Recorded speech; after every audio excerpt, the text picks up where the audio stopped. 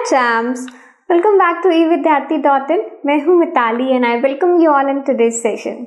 चलिए दोस्तों स्टार्ट करते हैं अपने नेक्स्ट लेक्चर के साथ। इससे पहले कि हम लोगों ने समझ लिया है इरिगेशन क्या, नॉट इरिगेशन एक्चुअली, फर्टिलाइजर्स क्या होते हैं, प्लस मैन्योर कैसे बनाना है, कैसे प्रिपेयर करना है, फर्टिलाइजर्स को यूज करते हुए क्या पॉइंट्स याद रखने हैं, सब कुछ इससे पहले वाले लेक्चर में कर चुके हैं। Now it's the time to move forward. और अब हमें समझना है कि मैन्योर अपनी जगह पे ठीक है और फर्टिलाइजर्स भी, क्योंकि केमिकली मेड हैं, कहीं ना कहीं पे उसके साइड इफेक्ट्स भी बहुत है। तो ऑर्गेनिक मैटर बेसिकली क्या है, कैसे बनाते हैं, एंड हाउ टू यूज, या फिर ऑर्गेनिक फार्मिंग। ऑर्गेनिक मैटर को तो हमने ऑलरेडी मैन्योर में समझा है, बट अगर मैं बात करती हूँ ऑर्गेनिक फार्मिंग की, जिसे आप लोगों ने आज तक अभी देखा होगा, होली जैसे निकली है अभी, ठीक है ना, आप देखोगे कि अलग अलग आप पैकेट्स आते हैं जो रंगों के, ठीक है, तो उसमें होता है कि ऑर्गेनिक कलर है। नहीं तो मार्केट पे इस वक्त पे ऑर्गेनिक नाम से बहुत कुछ बेचा जा रहा है कि ये ऑर्गेनिक दाल है, ये ऑर्गेनिक चिड़वा है, या कुछ भी ऐसा करके, ठीक है ना। तो अब वो एक्चुअल में ऑर्गेनिक है या नहीं, ये तो आपका काम है पता लगाना, क्योंकि उसके इंग्रेडिएंट जरूर पढ़ने जरूरी हैं। बट उससे पहले हमें ये पता होना चाहिए ना कि ऑर्गेनिक फार्मिंग हो कैसे रही है, ठीक है। So now it's time to start with that and let's begin. चलो, सो ऑर्गेनिक फार्मिंग में क्या है, पॉइंट्स बता रही हूँ, पॉइंट से ऊपर आपको जाना नहीं है, फिर से रिपीट कर रही हूँ, कोई पैराग्राफ लर्न नहीं करना है, कुछ नहीं करना, just you need to read this content, या फिर ये फाइल आपको सिर्फ 3 से 4 बार देखनी है ना, और रीड करनी है अच्छे से, and you will be done, ठीक है। So minimal and no use of chemicals as fertilizers, herbicides, pesticides etcetera. So सबसे जरूरी बात जो ऑर्गेनिक फार्मिंग में आती है वो ये है कि हमें कोई भी केमिकल यूज नहीं करना है, चाहे वो फर्टिलाइजर्स हो, चाहे वो पेस्टिसाइड्स हो, यानी कि पेस्ट कंट्रोल के तरीके से पेस्ट को मारने के लिए, या फिर वो हर्बिसाइड्स हो, but we are not going to use any kind of such material, ठीक है। उसके बाद आता है maximum input of organic manure. जितना हो सकता है उतना ज्यादा ऑर्गेनिक मैटर को हम यूज करेंगे मैन्योर की तरह, ठीक है ना। जो हमें खाद डालनी है, जहां पर भी हमें अच्छी ईल्ड चाहिए, सपोज अगर हमारे पास हाई कॉस्ट, देखो ये हाई कॉस्ट तो ज्यादा नहीं होते हैं, लेकिन अगर मुझे, जैसे हम फर्टिलाइजर्स यूज करते हैं कि भाई थोड़ी जल्दी से हमारी फार्मिंग हो सके, थोड़ा फास्ट एंड हो सके प्रोसेस, हायर ईल्ड के लिए करते हैं, है ना। तो वहां पर हम क्या करेंगे, कोशिश ये करेंगे कि अच्छा से अच्छा आप मैन्योर बनाओ, अच्छे से अच्छी आप खाद बनाओ, अच्छे से अच्छा आप कॉम्पोस्ट बनाओ, लेकिन उसी का यूज करना है। We are not going to use any kind of fertilizer और इन केस केमिकल्स, ठीक है। देन अब इसमें और क्या क्या यूज कर सकते हैं, कुछ हमारे नेचुरल एजेंट्स होते हैं जो कि हमारे फार्मिंग में हमारे लैंड की मदद करते हैं, जैसे कि ब्लू एल्गी, ठीक है। सो ब्लू एल्गी एक काम करती है बायो फर्टिलाइजर की तरह। ये वर्ड इंपॉर्टेंट है, इसको थोड़ा ध्यान दो। ब्लू एल्गी करता क्या है पता है आपको, मैंने अभी प्रीवियस लेक्चर में बताया था। देखो किसी भी सॉइल, किसी भी क्रॉप के लिए सबसे इम्पॉर्टेंट है कि उसको अगर सही टाइम पे उसके न्यूट्रिएंट्स मिलते रहे तो उसका काम अच्छा होगा, अच्छी भरी पूरी हमारी क्रॉप आने वाली है। लेकिन अगर उसको वो किसी ना किसी तरीके से अगर उसको न्यूट्रिएंट्स नहीं मिल रहे हैं तो वहीं पर दिक्कत है। अब बात आती है कि भाई मुझे उसके सॉइल को अच्छे न्यूट्रिएंट्स पहुंचाने हैं, जिसमें से कि एक बहुत इंपॉर्टेंट है विच इज नाइट्रोजन। और नाइट्रोजन के बारे में मैंने आपको पहले भी बोला था कि nitrogen is one that nutrient जो कि उसको एटमॉस्फेयर से मिल सकता है, बट एटमॉस्फेयर से नाइट्रोजन खींचने के लिए कोई होना चाहिए। सो यहाँ पर ब्लू ग्रीन एल्गी उस तरीके का काम कर रही है। क्या कर रही है, बेसिकली आपके एयर में जितना भी 78% नाइट्रोजन है, सारा तो यूज होता नहीं है ऑब्वियसली, है ना। तो उस नाइट्रोजन को, नाइट्रोजन फिक्सेशन का जो काम है वो आपका कौन करता है, ब्लू एंड ग्रीन एल्गी, ठीक है। सो आप लोगों ने देखा होगा कहीं पर भी जहां पर थोड़ी लेक होती है, नदी के किनारे पे थोड़ा आपने देखा होगा कि इस तरीके की एक लेयर सी बन जाती है ऊपर, अजीब सा, थोड़ा सा गंदा सा दिखने लगता है। बट एनी हाउ अगर मैं ऑर्गेनिक फार्मिंग की बात करती हूँ तो वहां पर ये काफी फायदेमंद है और प्रोवाइड करती है। क्या प्रोवाइड करती है, खुद का बनाया एक फर्टिलाइजर, ठीक है। सो नाइट्रोजन फिक्सेशन का इसका काम है, एक बार लिख देती हूँ, इन केस आपसे अगर कहीं पे पूछा जाए तो आप ये बता सकते हैं। चलो moving on to the next one, now we have biopesticides. अब बायोपेस्टिसाइड्स में क्या है, सच एज नीम लीव्स और टर्मरिक। अब नीम तो हमें कहीं ना कहीं पता है, नीम का जो स्मेल है, नीम का जो एक टेस्ट है, टेस्ट तो ऑलरेडी हम लोग को कभी आपने ध्यान दिया होगा, गर्मियों में थोड़े फुंसी फोड़े होते हैं ना, तो नीम की गोलियां खिलाई जाती है। तो because of the taste, because of that aroma, नीम के अंदर ऐसे वाले फीचर्स हैं, ऐसी कैरेक्टरिस्टिक्स हैं कि जर्म्स को मार देता है, गंदगी को खत्म करता है। तो इसी तरीके से आपके प्लांट्स को जब पेस्टिसाइड्स की जरूरत है ना, तो वहां पर हम किसको यूज करते हैं, लीव्स को, नीम लीव्स और टर्मरिक को, ठीक है ना, यानी कि हल्दी को। और कहाँ यूज करते हैं, जब भी हमें किसी भी ग्रेन को स्टोर करना हो, तो ग्रेन स्टोरेज में ये बहुत काम करती है, ठीक है। चलिए नेक्स्ट देखते हैं व्हाट वी हैव। अब ऑर्गेनिक फार्मिंग का आइडिया ले लिया है, बहुत ज़्यादा आपकी बुक में दे नहीं रखा है, ऑलरेडी हम थोड़ा बहुत आइडिया अपने कॉम्पोस्ट वाले हिस्से में भी ले चुके हैं। So that's all about organic farming, ठीक है। Now we have to start with the irrigation. ये आपके क्रॉप प्रोडक्शन मैनेजमेंट का सेकेंड पार्ट है, एंड इसके बाद भी people are going to learn about the cropping patterns also, ठीक है। सो इरिगेशन में भी बहुत डीप नहीं जाना है, 3 से 4 अलग अलग टाइप के इरिगेशन फैसिलिटीज आपको समझाई हैं, किस तरीके से उसे करते हैं, क्या किसका फायदा है, क्या किसकी कमी से हम दूसरे को स्टार्ट करते हैं, that's all you have to know, ठीक है। चलो तो सबसे पहले स्टार्ट करते हैं the process of supplying water to the crops और द प्लांट्स। इसको हम इरिगेशन कहते हैं। क्या होता है इरिगेशन, आपके पेड़ पौधों तो देखो नहीं कहेंगे क्योंकि वहां पर पानी देना it's a different process, but अगर मैं क्रॉप्स की बात करती हूँ, क्रॉप प्लांट्स की बात करती हूँ, तो वहां पर जो हम पानी सप्लाई करते हैं उसको हम इरिगेशन टर्म से जानते हैं, ठीक है।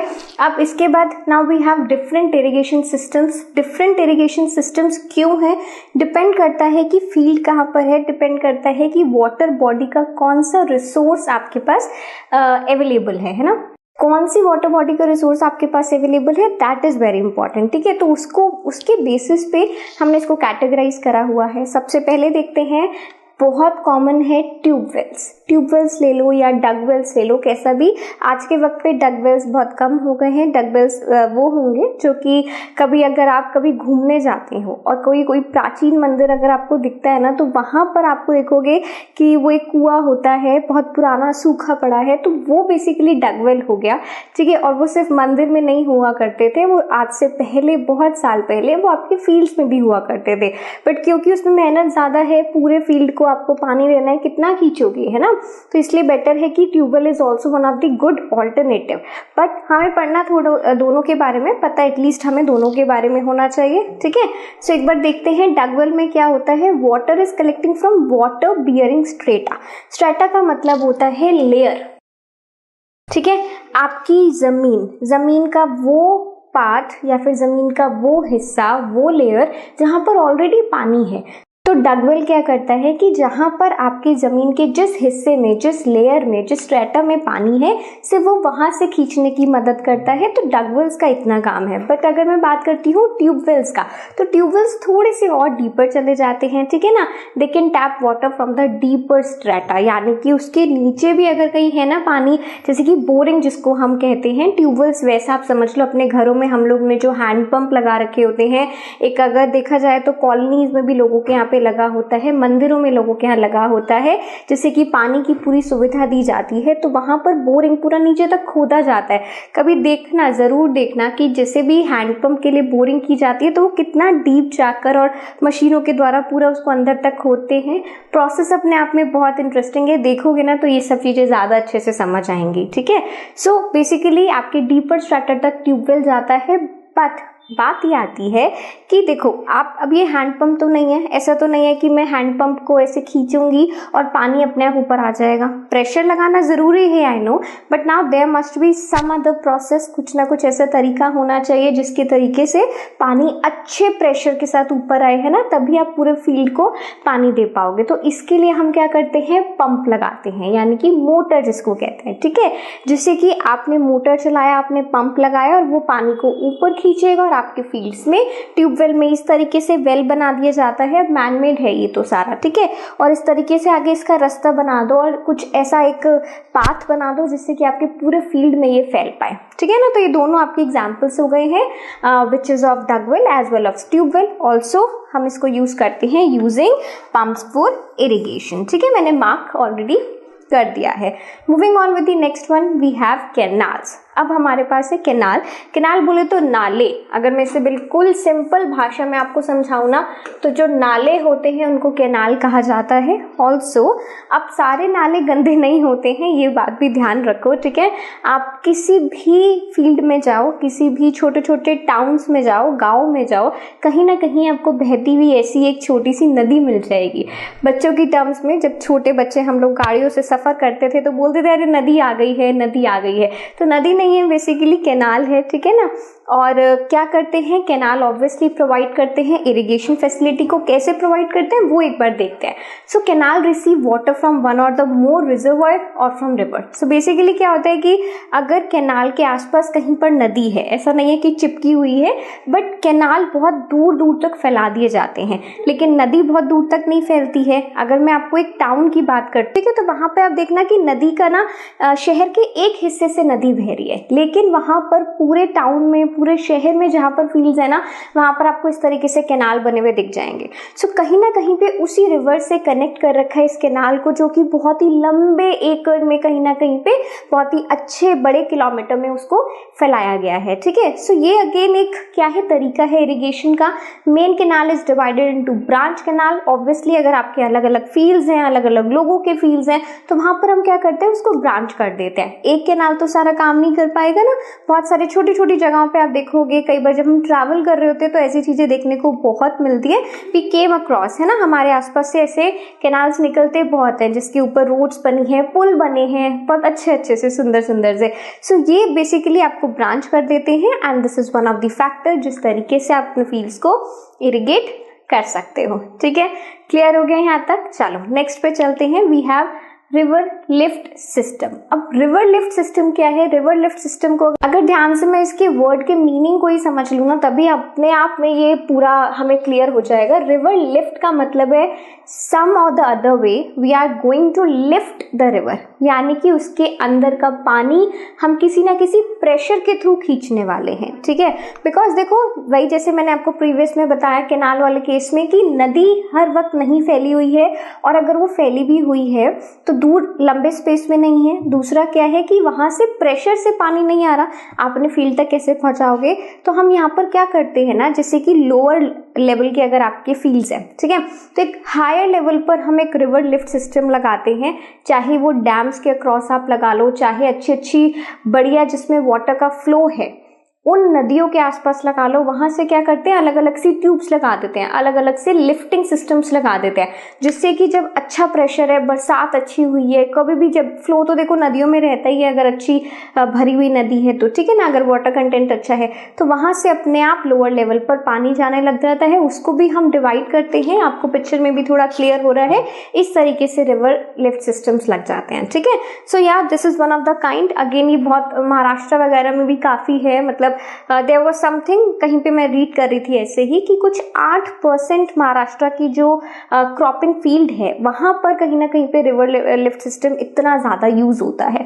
यस, इंटरेस्टिंग है काफी, बट आपको थोड़ा सा इसका आइडिया होना चाहिए, ठीक है। सो कैनाल फ्लो कहीं पर अगर इनसफिशिएंट है या फिर इरेगुलर है, यानी कि अगर आप नाले नहीं बना पा रहे हो और इनसफिशिएंट फ्लो है पानी का, तो वहां पर आप रिवर सिस्टम के साथ जाएंगे।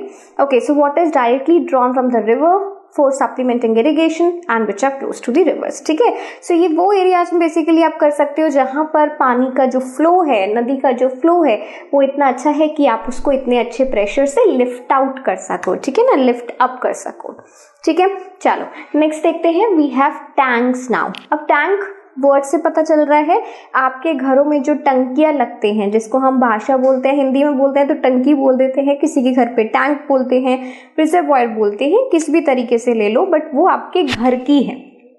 अगर मैं बात करती हूँ फील्ड्स की, तो फील्ड्स में क्या होता है कि आपके थोड़ा सा बड़े साइज के, जैसे आप लोगों के घर में मैंने आप देख लो, चेक करो इसे कि कुछ 500 लीटर की होगी, 300 लीटर की होगी, 1000 लीटर की होगी, इस तरीके की आती हैं। बट फील्ड्स के लिए ऑब्वियसली 500 1000 नहीं चलता है, उससे बड़े होते हैं।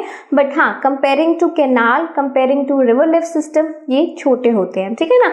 तो इस तरीके से रिजर्वॉयर्स बना दिए जाते हैं, store the run of from the smaller catchment areas. तो छोटे छोटे जो आपके फील्ड्स होते हैं या छोटे कैचमेंट एरियाज जो आपके होते हैं, जहाँ पे नदी का पानी का जो फ्लो है बहुत कम है या फिर आपके पास वो है ही नहीं, तो वहां पर हम क्या करते हैं, इस तरीके से टैंक्स अपना बना के हम रख देते हैं। सीमेंटेड टैंक्स होते हैं, प्लास्टिक टैंक्स होते हैं, अलग अलग मटेरियल के आजकल इसको बनाया जाता है सो दैट कि पानी को ठीक तरीके से उसमें स्टोर किया जा सके, ठीक है। चलो, सो यहाँ पर हमारा खत्म होता है, आई गेस इरिगेशन खत्म हो गया है। Only 2 points are left. सिर्फ 2 यहाँ पर छोटे छोटे से और पॉइंट्स के बारे में आपको बताया है कि apart from your dams, apart from your river system, apart from your canal, apart from your tank, we have 2 more irrigation facilities जो कि नेचुरल है समवेयर, ठीक है, नेचुरल है बट उसको भी अपने काम के लिए हमने बना लिया है। जैसे कि सबसे पहले तो रेन वाटर हार्वेस्टिंग हो गया। अब सोर्स यहाँ पर नेचुरल है बट हार्वेस्ट करना तो मैनमेड हो गया ना। तो रेन वाटर हार्वेस्टिंग में क्या करेंगे, बड़े बड़े ना पूरे आपकी जो जमीनें हैं, ठीक है, जो लोगों के घर होते हैं, बंगलो होते हैं, बड़ी बड़ी कोठियां होती हैं, या फिर देखो गांव में जाके देखोगे तो आपको लगेगा कि यार ये तो इनका बंगलो ही क्या है, तो इनका खुद का ही घर का एरिया, इतनी बड़ी बड़ी बाउंड्रीज होती हैं वहां पर, है ना, पेड़ वेड़ भी होते हैं। तो वहां पर क्या करते हैं कि उन्हीं जमीनों में ना टैंक बना दिए जाते हैं। जब उनकी कंस्ट्रक्शन होती है तो सीमेंटेड टैंक बनवा दिए जाते हैं, और जैसे ही बारिश आएगी तो उसको खोल दिया सो दैट कि अपने आप अपना पानी, बारिश जो है अपना काम कर जाएगी और वहां पर वो स्टोर हो जाएगा। तो this is one of the process which is your rain water harvesting. और इसके बाद एक छोटा सा बड़ा इंटरेस्टिंग सा है वाटरशेड मैनेजमेंट। वाटरशेड मैनेजमेंट का सबसे अच्छा एग्जाम्पल है चेक डैम्स। छोटे छोटे से डैम्स होते हैं। अगर आप में से किसी ने देहरादून में सहस्त्रधारा का नाम सुना हो, या फिर इसी तरीके से आई थिंक अलग अलग जगहों पे और भी है, बिल्कुल इस तरीके से आपको दिखता है कि एक अलग अलग लेवल बना देते हैं, सीढ़ियों टाइप के एक लेवल बना देते हैं। छोटे छोटे से डैम्स होते हैं। Now they are also use for the process of irrigation. तो इनको भी हम इरिगेशन के प्रोसेस के लिए यूज करते हैं, ठीक है, क्लियर हो गया। यहाँ पर हम लोग को इरिगेशन हमारा पूरा हो चुका है, ठीक है, क्लियर हो गया। एक बार एक और लाइन हम यहाँ पर देख लेते हैं। इरिगेशन में चेक डैम्स का मेनली काम क्या होता है, it stop the rain water from flowing away and also reduce soil erosion. तो यहाँ पर एक इसका फायदा है। एक तो मैं आपको एक और बात बताती हूँ, आपका जो चेक डैम्स है ये आपका जो ग्राउंड लेवल है पानी का उसको इंक्रीज करता है, ठीक है। They also increase the